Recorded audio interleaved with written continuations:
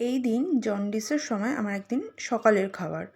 তো কী খাবো এটা তো মার একটা রোজ দিনের ভীষণ চিন্তার বিষয় যে এই সময় কী খাবো। এমনিতে রুটি আলু ভাজা হোক বা ডিমের অমলেট দিয়ে হোক বা কোনো পাঁচ তরকারি হোক, কোনোই মশলাপাতি তেল মশলা কিছুই তো আমার চলছে না।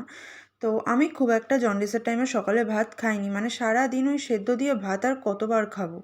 মানে যেগুলো খেতে ভালোবাসি সেদ্ধ, সেগুলোতেও যেন এবার অরুচি চলে আসছে।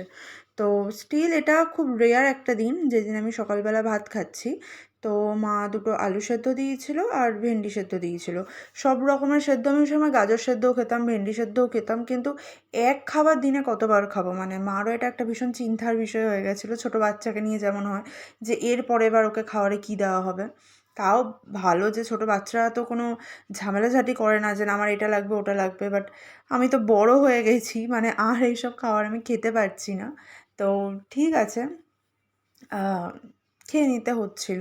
তো সেই সময় আলুটাকে আমি, মা একটা তাও আমাকে, তখন আমি জাস্ট লঙ্কা খাওয়া স্টার্ট করেছি, তাও আবার পুরোপুরি দানা ফেলে সেটাকে ধুয়ে দেওয়া হয়েছে যাতে তার মধ্যে একটুও সেরকম ঝাল-ঠাল কিছু না থাকে আর কি। মানে যেহেতু আর খেতে পাচ্ছি না তাই ওইটুকু নেওয়া হয়েছে, বাট হ্যাঁ, ডক্টরের পারমিশন নিয়েই নেওয়া হয়েছে। আর তোমরাও যদি কখনো এরকম কিছু হয় উইদাউট ডক্টরের পারমিশন কিন্তু কোনো এরকম কিছু খেও না। যতটা সেদ্ধর মধ্যে থাকা যায় লিভার তত তাড়াতাড়ি ভালো হবে, এটাই হচ্ছে মেন উদ্দেশ্য। তো যাই হোক, একটু নুন দিয়ে আর লঙ্কা দিয়ে কোনো মতে আলুটাকে মেখে নিচ্ছে, আর তো কিছু দেওয়ারও নেই। কখনো কখনো আমি জন্ডিসের টাইমে ডিম সেদ্ধ আলু সেদ্ধ দিয়ে একসাথে মেখে খেতাম, বাট কতবার সেটাই বা ভালো লাগবে। তো ওই আর কি।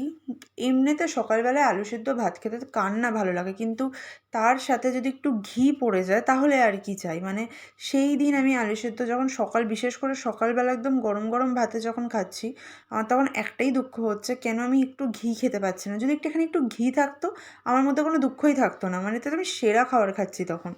সকালবেলা গরম ভাতে ঘি ভাত তো যেন আমার অমৃত লাগে।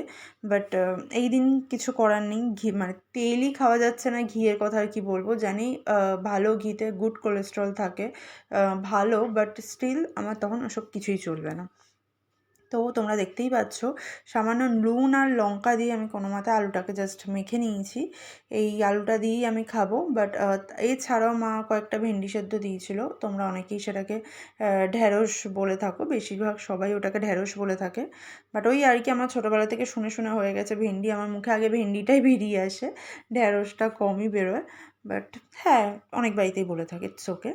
আর মা, আমার তো মনে হচ্ছে এই সেদ্ধ দিয়ে খাওয়ার জন্য মা ভাতও বেশি দিয়ে দিয়েছিল। আমি অ্যাকচুয়ালি লাস্টে পুরোটা এখন আর খাবো না, দুপুরের জন্যই রেখে দিয়েছিলাম, পুরোটাই খেতে পারছিলাম না।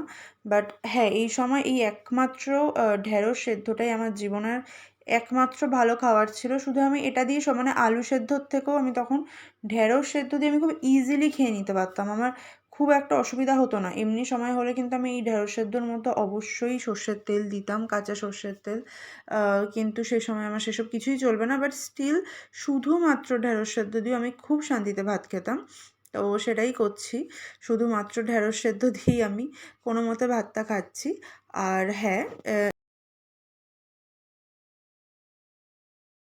দিয়ে খেয়ে নিলাম। আর ঠিক আছে, কিছু করার নেই, এখন আমাকে এইভাবেই খেতে হবে। নিজেকে মানিয়ে নিয়েছিলাম। বাট কিছুই না, জাস্ট একটু ঘিটাকে মিস করছিলাম। যদি একটু ঘি দিয়ে খেতে পারতাম আর আমার মধ্যে জাস্ট কোনো দুঃখ থাকতো না। বাট ঠিক আছে, এই আর কি, সবার সাথে গল্প করতে করতে কোনো মতে আমি আলু সেদ্ধ দিই। তাও তো এখন আমি একটু লঙ্কা খেতে পাচ্ছি।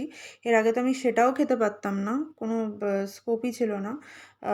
ডাক্তার পুরোপুরি বারণ করে দিয়েছিল এসব কিচ্ছু চলবে না।